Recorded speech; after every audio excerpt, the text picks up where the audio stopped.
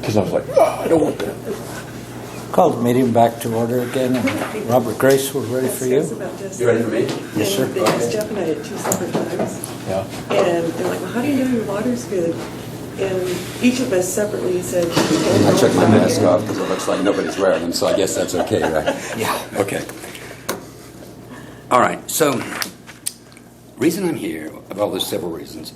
I just want to talk in general about the airport and the airport operator and the history of the airport. When I was getting ready for this, I realized I used to send all the new commissioners a little fact sheet on this, and I quit doing that. And I shouldn't have, because I think it was worthwhile. And at the or 2 meetings ago, whenever it was, when you guys were having an airport commission report, there were some questions that came up that you were asking Dave, and he didn't know the answers to, and I do know the answers to, and so I thought, look, I need to come down here and just, and the other thing I'm thinking is that there's 2 things. The Airport Commission, they've done a great job over the last 20 years making the airport better, but over those last 40 years, the airport operator agreement hasn't been between the commission and the operator. It's been between the commissioners and the operator. And that's probably fine. It works fine, but it does cause a little confusion, if you know what I'm saying. The Airport Commission doesn't know much about the airport operator agreement, and the commissioners do. The other thing is that the airport operator agreement for the last 30 or 40 years has kind of been like a rubber stamp thing. We've modified it a little bit, but it's just been rolling along. It's been working good for the county. It's been working good for Grace Flying Service. The airport's being taken care of very well, I believe. Everything's been working, but we're at a time of change here, okay? And actually, we're kind of moving into the modern world, because the way it was sort of a luxury, and that's probably not going to happen again. And eventually, I don't know that Grace Flying Service won't be the airport operator next year. We probably will at least offer to do it. But someday, there's going to be somebody else. And this airport operator agreement needs to be something that I think you guys need to spend some time on now. Think about it. Decide how you want to go, like what the duties are, how much you're going to pay, how you're going to handle it for the next 20 years. Because the airport up there is, if you look at how much money we spend on it, it's $4 or $5 million investment. It's a big deal. It's an important thing to the county, and I just think it's time to sit down and talk about all of that. So I'm going to do that, and I'm going to try to be fast. I've got a handout for you. Let me look at my notes here to make sure I haven't forgotten anything. Oh, this handout, I am going to, because of what I just said about the way that the CCAC, the Airport Commission, and the county works, I'm going to email a copy of this to all of them. And I'm not going to read this to you guys. I'm going to just talk in general, but these have the main points, just for transparency. So they'll know what I'm saying to you, and so you guys will know what's going on. So I'm just telling you I'm going to mail that out I'm going to talk more in general. And I'm going to start out by talking about the history of the airport. So I'm going to go through 90 years of history in about 5 minutes. I thought I had 5 of them, didn't I? Yeah. Okay. Sorry, Scott.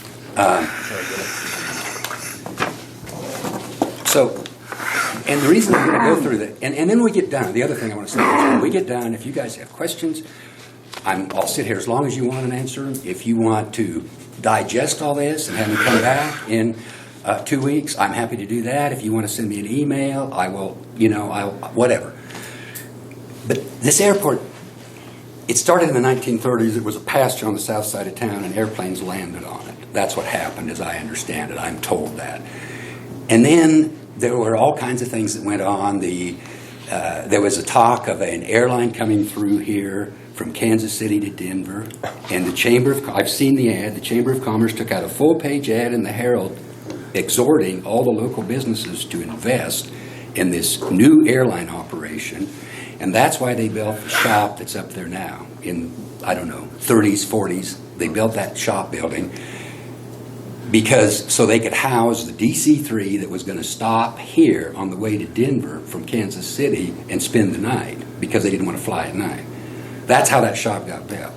I don't think many people know that, but if you go back, you can find this full-page ad in the Herald where the Chamber of Commerce, it never flew. So I think the Chamber of Commerce might have been a little embarrassed about that. But anyway, that's what happened. Okay, so now we'll get back to more modern history. In about 1978, I went to the commissioners and I said, "Look, I want to lease a spot on this airport because I want to build a building, an office and a loading facility." And they said, "Okay." And I said, "I want to pay you $500 a year." And they said, "You're crazy. That's the equivalent of $2,000 a year in today's dollars. At the time, you could buy an acre of pasture ground for $50.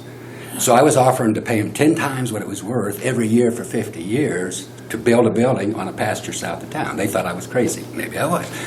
But I finally talked them into it. So that's how the original lease agreement got set up, is because I went to them and said, "I want to do this deal."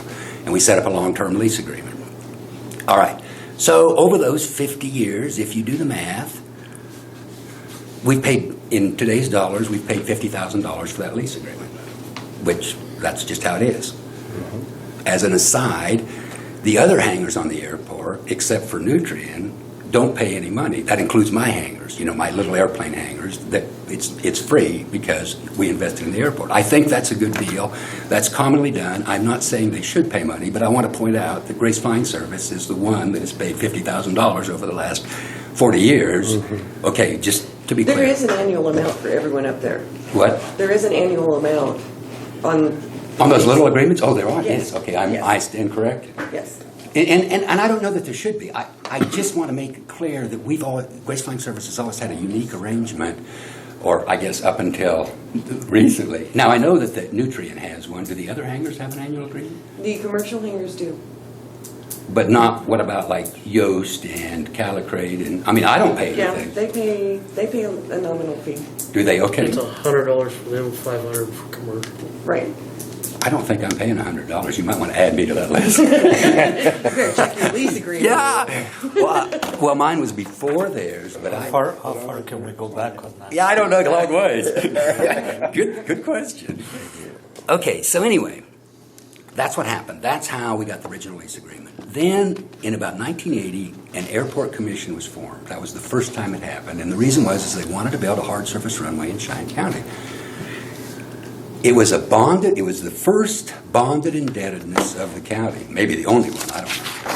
And it was for $250,000 in those dollars. I looked it up, I was surprised. That was like $850,000, $858, I can't remember, it's in here.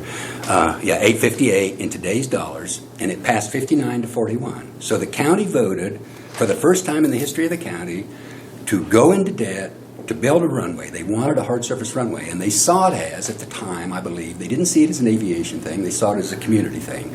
There was no outside funding available, so they had to build the runway themselves. 3,100 feet by 50 feet, had some little primitive runway lights. It was a big deal. And the people on the committee weren't just pilots, Rachel Keller and Bill Fuller. These were guys that were community leaders, and they wanted to do this. Okay, so then we went on a few years, and the FAA, what happened was the FAA, for years and years and years, would only give federal funding, cost-share funding, to airports that had 20 based aircraft. That was their rule. I know this because I called Kansas City one day and said, why can't we get federal funding? I see these other airports getting it. And they said, do you have 20 based aircraft? And I said, no, we maybe got 10. And they said, that's why. Well, then something happened. Jerry Moran was a representative, and I think he might have been involved with it. Somebody went to the FAA in Kansas City and said, this isn't right. You're just arbitrarily picking 20 aircraft, and these communities all buy aviation fuel, which is where this money comes from, and airline ticket taxes. Why do you have 20? And they said, I don't know, we always did. They called Washington, D.C. Washington, D.C. said, you need to change that. And so we got a letter in the mail. I actually got it because they didn't have anybody else to send it to, that said, okay, you guys, if you want to upgrade your airport, we'll give you 95.5 matching money, 20 to 1. Which, as I put in this article, they were basically saying, please take our money and do something, because the big bosses in D.C. are hammering on us to get these small airports in. So the county did that. They started building stuff. They started using, federal matching funds, which later, of course, became 90-10 and 80-20. But The long and short is, after all that time, what we have now, instead of a 3,100 by 50-foot runway and the rest of it sod and no ramp and nothing, we have a 75-foot wide runway. We wanted a longer runway, but the FAA made us make it wider before they'd make it longer. So that was actually 2 projects. And it was weird at the time that we had to make our runway wider when we really wanted it longer, but that's what we had to do. So now it's 5,200 feet by 7,500 feet. We've got an automated weather system. We've got a nice ramp. We've got new taxiways. We've got much better runway lights. It's a great airport. It is. It serves Flight for Life. It's been wonderful. I mean, and that was all because we got where we could get federal funding, to do all that stuff, and because the Airport Commission took the time and energy, and, I was involved with that to do that. Okay, so at the same time, while this is all happening, Grace Flying Service has been the airport operator, and we've been paid between $400 and $525 a month to do that, and we get hangar space in that old building that was built in 1940, and in this other metal building. And we were also the FBO, the fixed-based operator at the airport, and I'm pointing that out because I think a lot of people have it all mixed up in their head, that it's just one thing. When somebody landed, we would take care of them. We'd sell them fuel. If they needed their tires aired, we'd do that. We were FBO for them. We were the fixed-based operator. And we were also the airport operator, which is an entirely separate thing because that was just an agreement with the county. We could have been the FBO without being the airport operator, or we could have been the airport operator without being the FBO, but it gets all commingled. And the agreement that we signed to be the airport operator said not only will we mow the runways and move the snow and fix the runway lights and file NOTAMs and make sure the AWAS is working, we will also provide you with full-time attendance and an office for the public to come into. And that was for $400 to $525 a month. Now, if you think about that, that's worth $4,000 a month, $3,500. I mean, realistically, that's what other airports pay. That you can't get a full-time person and an office for $500 a month. Okay. But we were fine with that. We signed it. I did the math on that in today's dollars over those 40 years. We probably contributed, if you figure we were $3,000 short, $1.4 million to the county in terms of services. So we've done our share. But we wanted to, and it was a fair deal. I'm not complaining. I just want you to understand how it went. Okay, so now, and then I'm going to talk here just for a minute about something that's up on the Airport Commission's agenda, and I disagree with them a little bit, with some of them. And these are all people I know and respect, and they don't agree with me on this, and I want to point that out at the beginning. But I just want to tell you my side of it because I want you to hear it, and I want the taxpayers to hear it.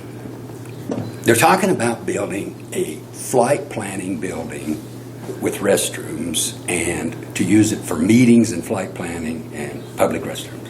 Okay. So as far as meetings, and even if this building was given to us free, I know the argument here is that, well, we get 90% of the dollars from the federal government, but I pay federal taxes as well as state taxes. I don't see tax dollars as free money, even if it comes from the federal government. So I don't see that as a real reason to do this. The question is, do we need it? As far as meetings, the Airport Commission has 1 or 2 a year, and there's other places to have meetings. So, that one's tough. As far as a flight planning room, my office for years and years and years used to have a flight planning room. I actually had one. A special room that I built when I built the office, and it said flight planning on the door, and you went in there, and there was a big map and the phone and all that, and you could plan flights. 15 years ago, I took that little decal off and changed it into something else, and I took the map off the wall because nobody plans flights in a room. They do it on their cell phone. They get out their cell phone and they check the TFRs and they check the weather and they file a flight plan and they look up the FBO. They do it in an Uber on the way to the airport. That's how flight planning is done. Literally nobody walks into a special room to plan flights. So that doesn't make sense. We're down to restrooms, okay? And so let me just talk about restrooms on an airport. First of all, they're very nice. I mean, let's face it, every now and then we all need a restroom, and it's a great deal. All right. Grace Flying Service used to offer that service when we were the FBO. but we aren't anymore, and we're not going to be. One of the questions of that last meeting was is our office going to become available? And the answer is probably not. That's going to be a private office for as long as I can see. Now, I might change my mind next week and say, okay, I want to sell my office. And if the county wants to bid on that, that's fine. But there are other, just to be completely transparent here, there are other businesses that have come to me and said, hey, we'd like to buy your office. I mean, it's a great location. But the reason it's a great location is because 45 years ago, when that place was a pasture, I invested in that area. I spent money for lease, and I built an office on it. I mean, that's how real estate works. So, I get it that it's a great location, but that doesn't necessarily mean that it's, like public property, because it isn't. It's a private office. And I just want to make sure that's clear in everybody's mind. Okay, so now, the reason I think this bathroom is, this whole building a building is not the best use of money is I think about, there's basically 4 types of people that land at the airport, that use the airport. There's local pilots. They're valuable. They pay taxes, they live here, they do a lot of operations, whether they're ag operations or whether they're just going out flying around or if they're using the airplane for business. The locals are important, but they don't need restrooms. They never came into our office when it was open. Okay, then there are people that come here where it's a direct destination. They're coming to this town to do something, to visit friends, to buy a tractor, to buy a car, to go down and give a speech to their doctors. They're coming here, they're landing, and they're going immediately downtown. And they're very valuable, okay? We want those. That's one of the reasons you want an airport. But they don't use the restroom. They just get in this car and go downtown, and if they need to go to the restroom, they do it wherever they're going. Every now and then somebody would come in, but very rarely. So those are the 2 big ones. There's a special case, which is Flight for Life, which comes in at all times of day and night. These are professional pilots. They're paid to do it. I've had this job in my life. Not air ambulance, but charter. These guys come in, they sit there for 15, 20 minutes, and they leave. And it's a very valuable, obviously the Flight for Life is very valuable to the community. It's one of the reasons we made the runway longer. And I suppose every now and then these guys might need to use the restroom. They make mostly hour-long flights, from here to Denver and stuff. So it's not like they've been flying for 4 hours. But they're going to do it anyway. They're paid to do it. What they wanted was a longer runway, and they wanted runway lights, and they wanted an instrument approach. And we've got all that now. So they aren't going to go away. So that leaves the one category of people that might need the restrooms. And those are transients. This is people, and I've been this person many times, that are flying cross-country. They land, they taxi up to the gas pumps, and they buy fuel. It used to be from me, now it's from Nutrien. And there's 1 or 2 a month, okay? Virtually nobody. And I don't mean to be disrespectful to them because, like I say, I've been those people, but as a taxpayer, how much do they benefit me? Right? They land, they buy fuel, and they leave. They're like somebody that stops on the highway at Majestic or St. Francis Tire or Eagle and buys gas. It's great, but they aren't a big deal. But if we want to, so my argument is if we really need restrooms, and then the last thing is, I've been arguing this, and this is the one that I have trouble with people, because of the unique location of this airport to town. It's literally, I got in the courtesy car the other day, and I timed it. I drove very slowly, which I never do, but I drove like I had never been here before, and I let the car warm up a little bit, and from the time that I started walking to the car to the time I was walking into Eagle was 1 minute and 50 seconds. That's how long it takes to drive through the village and go across the highway and go into Eagle. 1 minute, 50 seconds. Now, you can't do that in Ray. You can't do that in Burlington. You can't do that in Goodland. You can't do that in McCook. They're all 5, 7, 10 minutes. But here you can. And when you do that, you go into a place that has longer hours than any FBO is going to ever have. It's got food and drink and places to sit. If I'm flying into this town and you give me the choice of this little building over here that you've built and driving down to the Eagle, I'm going to drive down to Eagle. Now, again, other people disagree with me on this, and I want to be clear, but I'm just saying I don't know how valuable it is. I think this problem, to the extent that it is a problem for these transients that might, or, for anybody that might want to go to the bathroom, is just to put a porta potty up there. Well, my problem with building something like that is the county's gonna have to hire somebody to go up and clean. Not just clean. You have to have insurance, you have to have Yeah, utilities, you have to put in a sewer line, you have to have internet, if it's a flight planning room, right? Even though nobody's going to use it for that. There's a lot. Near as I There's a lot figure, more it's to going to it. be, over the next 20 years, it'll be $100 grand in maintenance. I mean, $5,000 a year, I don't think, look, I paid these bills up there for 40 years. I know what it costs. You can't do this for nothing.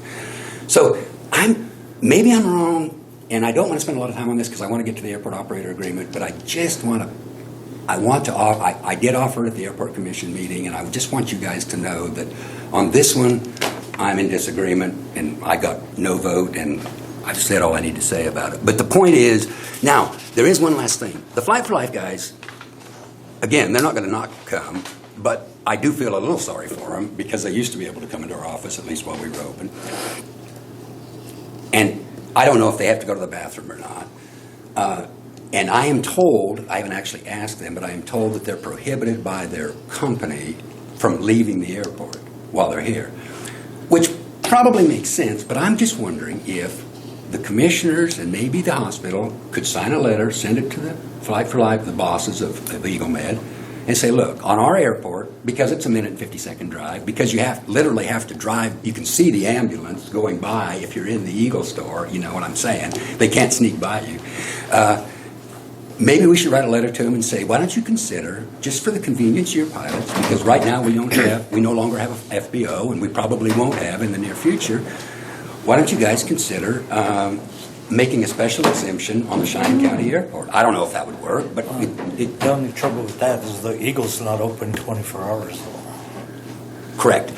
Neither is an FBO. Yeah. Now, right, the porta potty in that sense is the best solution because it's open 24 hours. Or this building, if you're going to leave this building open 24 hours, there are some issues with that from vandalism and stuff. But you're right.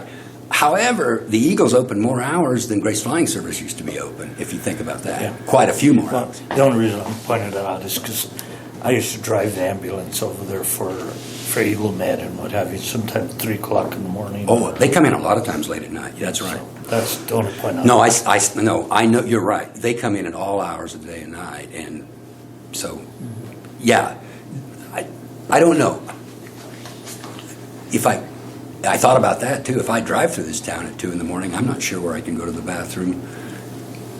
Right? I mean, Roadside. but isn't it closed in the winter? Don't they winterize it? Oh, the roadside park is open? Okay, so there is a place if I drive through. The All right. lower one, What? not the campground one, but the lower one's open Which one's that? by the museum. Oh, I didn't know that. All right, now I know where to go to the bathroom. Okay, so, all right, so now let's talk about the airport operator agreement. And I brought a copy of it with you. So, one of the things, just in case, I know you've got it, but one of the things that was said at that last meeting is that you guys want a job description, so maybe you can find somebody else to do this. And I was sitting there when I was watching that saying, no, you have a job description. It's called the Airport Operator Agreement. This defines what you have to do and how much you pay. This is this is all you need if you want somebody else to do this. And what I'm saying here is that I'm just going to give you guys a copy. I think, I'm not going to try to tell you guys how to do your job.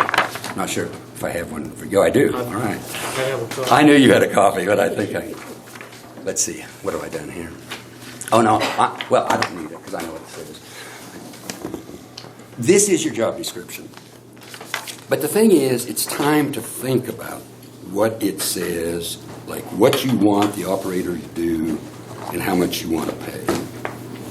Because it needs to be something that, again, if Grace Flying Service, and the only reason I'm waiting to say, I have offered by August to say yes or no as to 2022, and I will honor that, And the reason I'm doing it this year, or one of the reasons, not the only reason, is because in November, this all popped up, and I didn't want to dump it on you guys and say, no, I'm no longer going to be the airport operator, because I asked Nutrien, and they aren't interested. At the time, they weren't interested in it.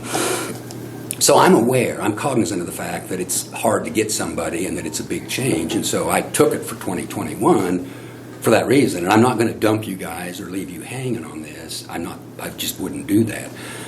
But someday, I'm going to go to Australia, and I'm not, but, or I'm going to die. Something's going to happen, and there won't be an airport operator, and you need agreement that goes 20 years into the future. And you need to decide, again, what you want people to do and how much you want to pay. And what I'm proposing is that if you spend some time on that, maybe call other airports and ask them what they're doing.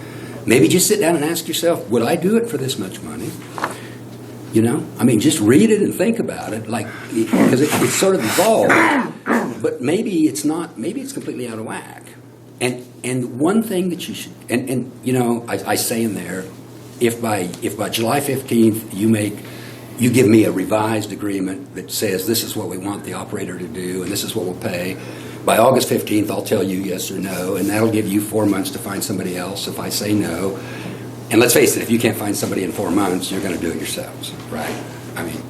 It doesn't take that long. 4 months is enough time to find somebody if there is somebody available. The one thing in there that you might want to consider is the snow moving. It always says snow removal, and I always avoid that because you don't actually remove it, you just move it over. That job doesn't take nearly as many hours as mowing. We're mowing 230 acres. Just sit there and think about that for a little bit. We're mowing 230 acres. Some of it gets mowed 6 times a year, some of it gets mowed once a year, but it's a lot of mowing. It's a lot of hours on tractors and riding mowers. This is a big lawn. It's a section and a half. A quarter and a half, okay?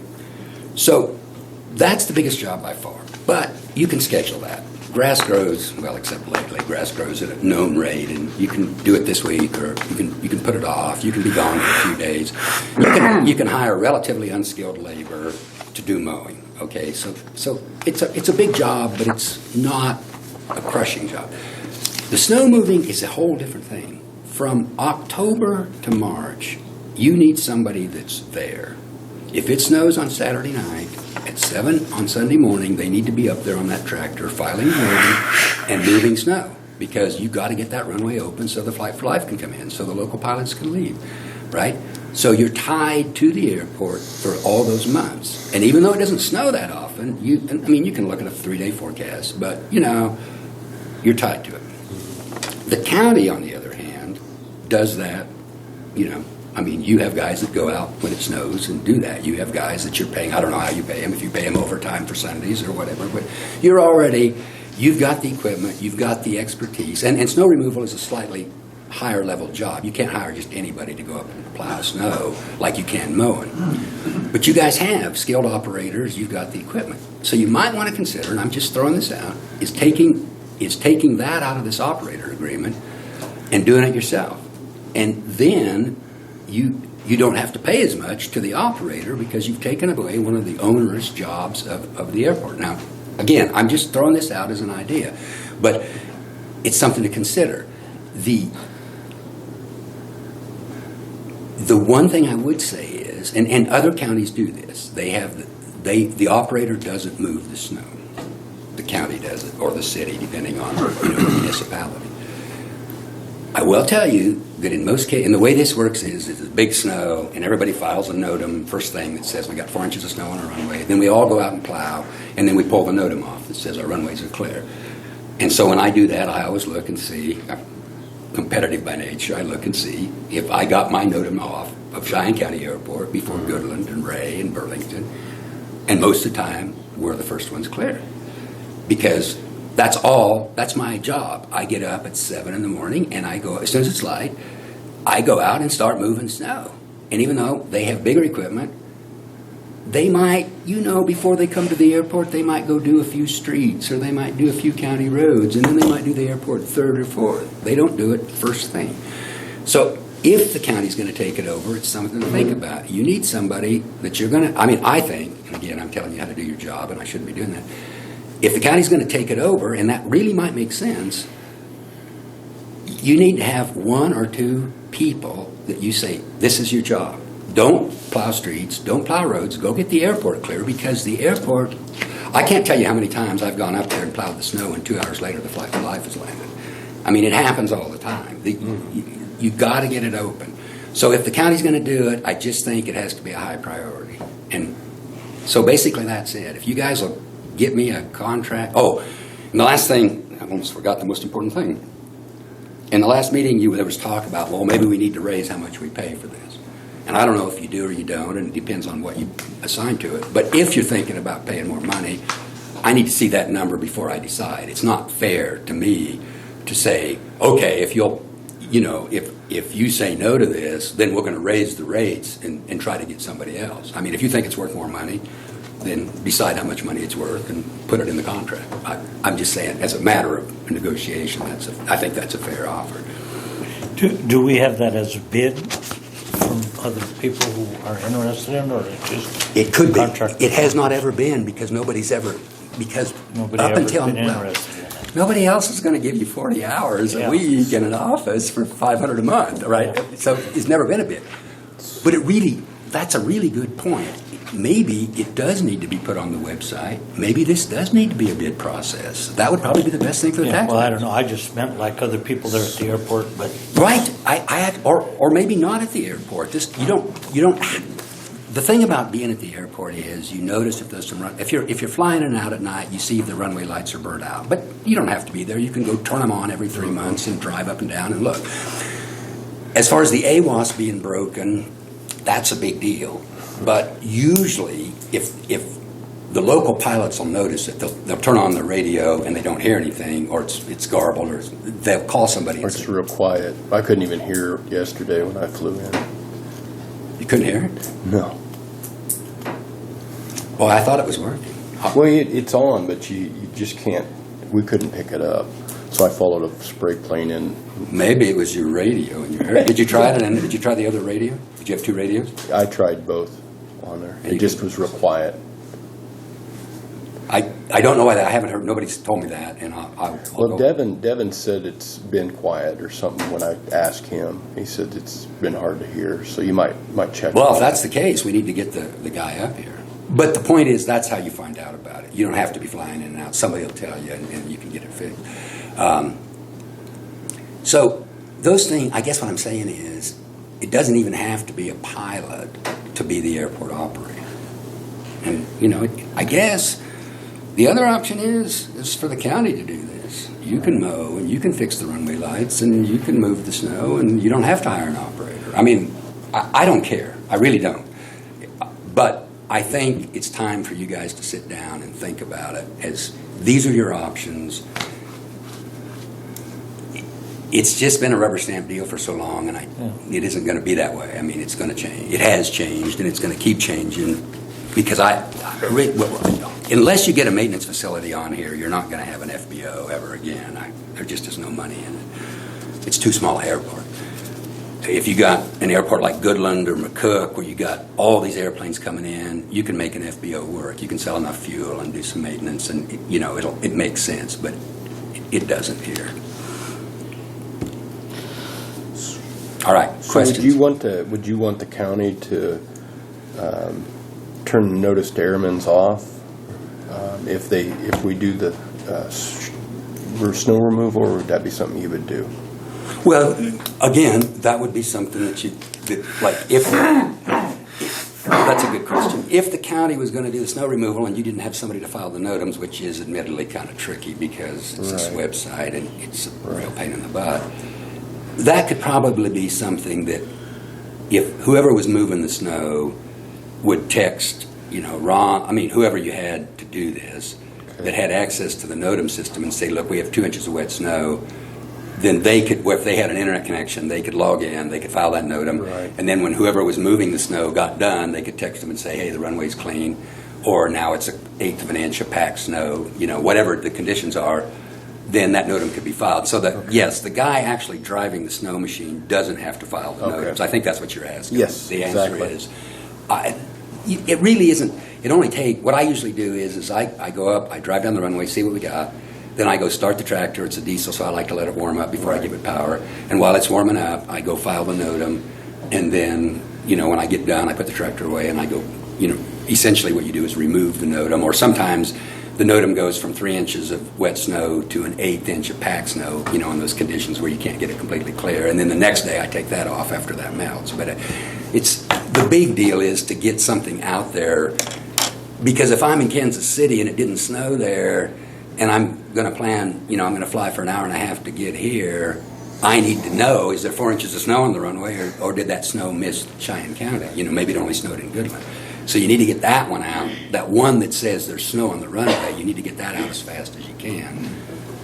Then the one that says we're done moving the snow, if it's 15 minutes late, nobody cares, you know what I'm saying? Other questions? We've been providing all the equipment. Yes. The operator agreement says that the county will provide the mowers, the tractor, and the tractor for the mowing and the tractor for the snow removal. It's usually So different. there's a tractor up there year round. No. The tractor during the snow season is there, yes. And it's up there now. Oh, no, it isn't either. I took it back to the county 2 days ago. I forgot. The way it has been, it's been kind of a little bit of a problem. And Dave Fleming's been great. I mean, he's been wonderful. I've got no complaints at all. I'm sorry to see him go. And I told him that. The way that the mowing tractor works is when we would try to mow as much as we could. We've got you guys bought, I don't know if you know this or not, but you bought a Hustler a couple of years ago, and I think it's amazing. I mean, I didn't know they were that fast. I thought we were going to use it to mow the yard, and we actually go out sometimes and mow the runway with it if we can't get the tractor from the county. I mean, it's an astonishing machine. But sometimes you need a tractor. I mean, it's 230 acres, not to belabor the point. And that's when you need that 15-foot mower. And you just recently bought a brand new 15-foot mower. We haven't run it yet, but it's beautiful. And it's going to be great because it's going to be sharp. And, when the county brings us a mower, because they've been having to mow ditches and hitting rocks and stuff, and they set the height different, it's always been a real pain for us to take that thing and get it adjusted for what we want to do. And now we're going to have our own mower, and it's wonderful. But we don't have a tractor. But I talked to Dave about this, and he says most of the time in the past when we've had a battle to get a mower, because they were using them out in the country and we needed one at the airport, but they had them 20 miles in the country and they had as much mown as they could eat, we'd have to wait sometimes to get a mower. And then when we had it, they were wanting us to get done, so it's been a conflict. But he says they have tractors. He says, I got enough tractors. The mower was the problem, and now that the airport has a mower, I think this summer that's going to be a lot better. I think we might have a tractor 12 months a year, but we haven't in the past. Didn't we get that with some COVID money or something? The mower? Maybe. I can't remember. Yeah, it was a grant. It was a COVID grant. Oh, through It's the 100% because of COVID. Yeah, I think that's right. I'd forgotten that, but yes. But I mean, look, that mower up there is going to be. We haven't run it yet, but it's going to be great because it's just going to allow whoever's the airport operator, especially if there's a tractor there, it's just going to give them so much more flexibility. It needs mowed. It's going to rain in 2 days. You can just go out and do it. You don't have to call the county and wait. You're going to have a much better mowing job because of that. It's like a 15-foot back wing mower. Yes. 3 5-foot wings, and it's the same thing it looks identical, except newer and shinier to the ones we've been using. And again, we've been getting it mowed, and it's just been like a conflict between the airport and the county, and it's nobody's fault. It's just, mowing. Like Dave said, we were looking at a tractor. I think on his On 5-year his 5-year plan, wasn't there a tractor on there? So, Well, he told me the other day that he thought we could probably have a tractor most of the time this summer. We haven't set it up yet. I mean, they haven't come up and do it. But That was Dave Yost. It was on his Oh, yeah. airport 5-year plan. Yeah, they're talking about buying a tractor. See, I thought that was a snow removal tractor. Well, it did do purpose. Yeah, okay, as I understand the problem on that is to get and this is what they've been saying at the airport commission meetings and what the engineers have told us. Right now, the federal funding for a tractor requires that it be American made, okay? And there are no small tractors that qualify. So you have to get like a 90 horsepower tractor to get American made. And as long as the FAA leaves that requirement in there, you got to buy a way bigger tractor than you need, to do what we're doing. So it's been kind of like, okay, do we really want to buy something that's twice as big as what we need to move snow and to mow? Kind of clumsy and awkward and big, just to get the 90-10 funding, or do we want to keep using these tractors we've been using that are the right size and work?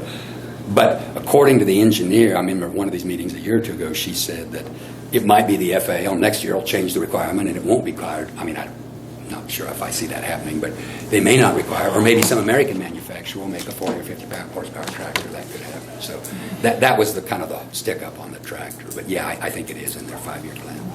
Cool. Okay, yeah, like this, I think we can probably, when we decide to go on the contract and look over the contract, we could bring all this up and look at all this. Yeah, I just think it's time for you guys to take some time, look at it, decide what you want, decide what you're going to pay, and then,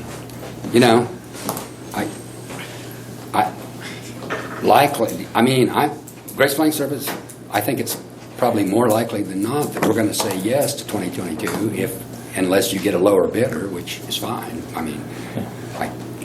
I think with the present agreement, it's not too likely that you're going to get a lower bidder, but maybe you will. What do I know? You never know. Okay, thank you. Just Thank let you. us know when you're going to Australia, we'll go to work on it. No, I thought you were going to say you're going to come with. All right, guys. I'm actually not planning to Australia, but you get the point. Seriously, the worst part of it is the snow removal Yeah. in terms of tying you down. You guys have done good, though. Thank you. I appreciate Very it. much so. All right. See you guys. Thank Thank you.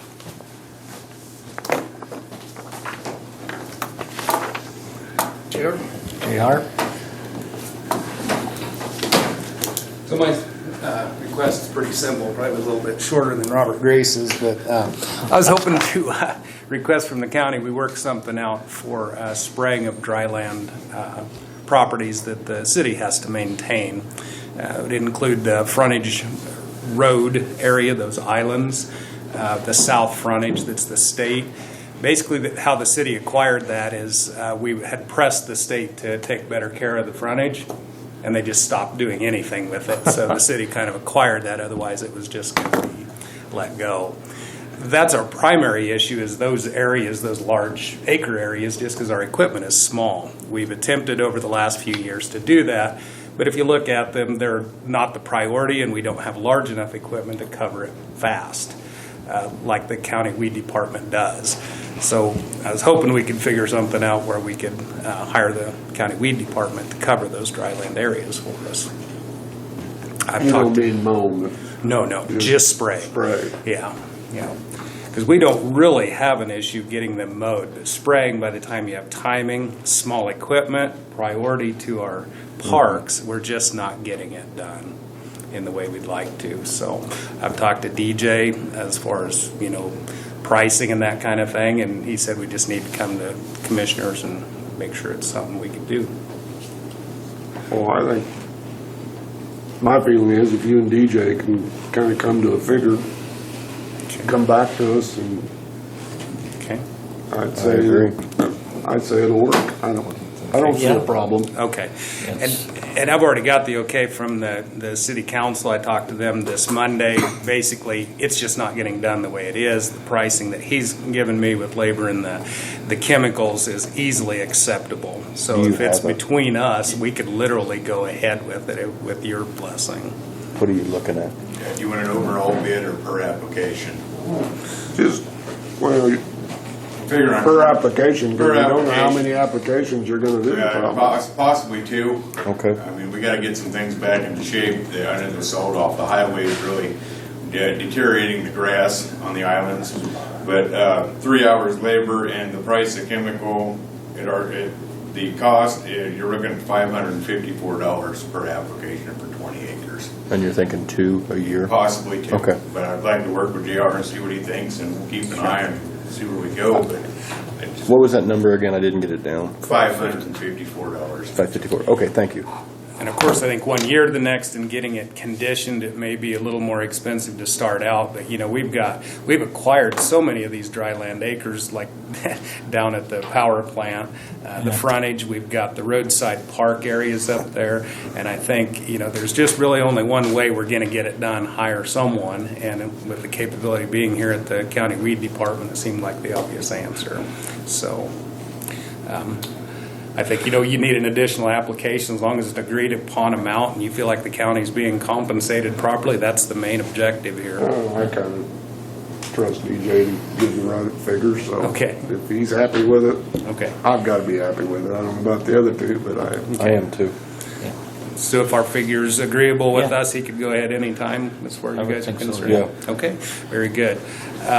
On another note, while I'm here, just on recycling, won't take much of your time. The Colby Recycle Center is now closed. We have had a baler brought to our location. That's a potential sale, but the number's not on it yet. There's still, you know, some things to be settled out, but that is closed now. I have talked to Frank in Bird City, so we can try to coordinate when we have a load of cardboard. We are crushing all the plastic to go to Sunoco. One of the things that kind of comes to mind is what to do with some of these heavier items, the non-compactable items, paper, books, magazines. I talked to Byron, and I've talked to Dave a little bit too, but at $96 a ton to haul it down there and it's not compactable, we're considering taking it to the landfill. And I know that might be a little controversial, but we're going to pay, you know, to haul it there and then pay to get rid of it when it's a condensed material that may not have much of an effect on the dump itself. So that's something we're looking at to keep that truck from running back and forth with non-compactable items. If we do something like that, we think we can extend the time out on running that trash truck down there by months. The plastic, it crushes down. I mean, we think we're 2 months from filling it, and we haven't been to Bird City yet with that truck.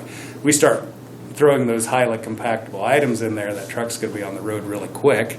And of course, that's more tonnage to pay down there. So striking that balance, I think, is going to be important for us.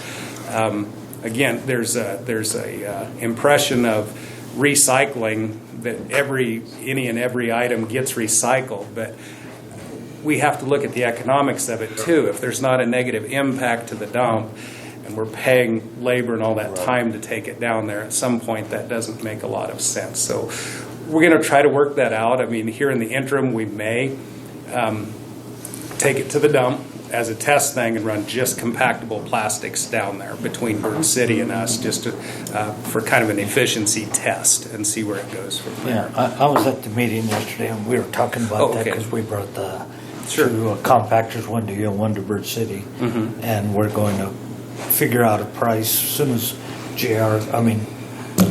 Roger comes up with something. He's talking to Sunoco of purchasing those. Sure. But at some point in time, I'd like for, say, Frank's, somebody from Bird City, yourself and Roger and I, maybe we can get together and figure out more about what's going on. Okay. As far as coordinating the two counties, you Yeah, mean? and Okay. figure out what exactly what we're going to do. Okay.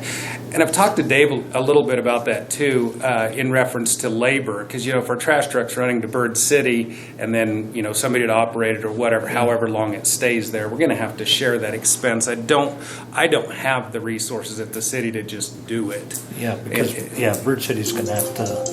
I'm sorry. One of us will have. I can go, or whoever can go to the Bird City Council also and talk to them, because it's going to be an added expense, and yet it's going to be saving money Sure. at the same time. So Yeah, and that was a concern I talked about, Dave, with, was just the labor of doing that, because the efficiency, we run the trash truck back and forth to the recycle center currently, because I don't want people throwing trash in the thing. And we use a 6-yard dumpster, put everything into that and compact it, and that setup would just go to Bird City as you know, we've kind of agreed.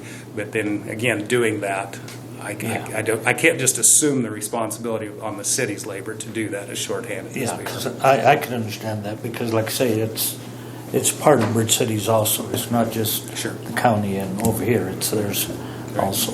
Yeah. So down the road, are you looking at not accepting paper at the recycle if you're just gonna haul it to the landfill, or you just? That's part of figuring it out, I think. I don't really know for sure right now. I mean, we've stopped taking... We're double handling it. in a way. Exactly, and sorting it. So yes, that would likely be something that you would look at down the road, because, I mean, even from the public image standpoint, it makes no sense to collect that and then for us to haul it there when they could have thrown their 3 books in the garbage and it's going to the same place. And a lot of that over there goes to the dump over there anyway.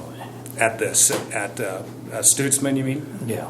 It does, a tremendous amount of it. I mean, you're literally handling it twice, then taking it down there and paying them to take it to the dump. To the landfill. Yeah, but that takes a little bit of rethinking local recycling, and I know Rogers resisted that. But the cost, you know, the use of equipment, the use of manpower to go down there, then to pay to do something that doesn't have a negative effect here. This all is centered, I think, more around preserving the landfill than it is actually recycling the items at some point. So, Yeah, like I say, I think if we could all get together at some point. sure. Because we're going to have to do it pretty soon, because we're going to run out of space over there collecting stuff, and so are you, so. Right, and I think we're looking at a cardboard load going out here before too long. I have to find out what the inventory is over there. I know they just hauled to Colby just a Yeah. week or 2 ago. They only right? have like 3 bales. How much? About 3 bales. 3. if Okay, that. and we need about 40. We're sitting on 27, so it won't take long. We do bales No, it won't. per week Yeah. over here. So, but yeah, we'll get together on that. I think everything's in place that we shouldn't overflow. We can store cardboard outside if we need to, but I want to time that with a smaller facility in Bird City to make sure it's not stacking up over there. Okay. So, but yep, we'll be in touch. Okay, all right. Well, thank you. Thank you, Joe. Have a good one. Man, I need to talk to you right quick about Thanks, some Dave. meetings. Yeah, I just had 2 seconds. I've got some training in Hayes coming up June 9th and 10th and the 21st. So I just let you know that I'll be out of the office and Annette's going to be filling in Okay. while I'm gone. So, Okay. all righty. Thank you. Thank you.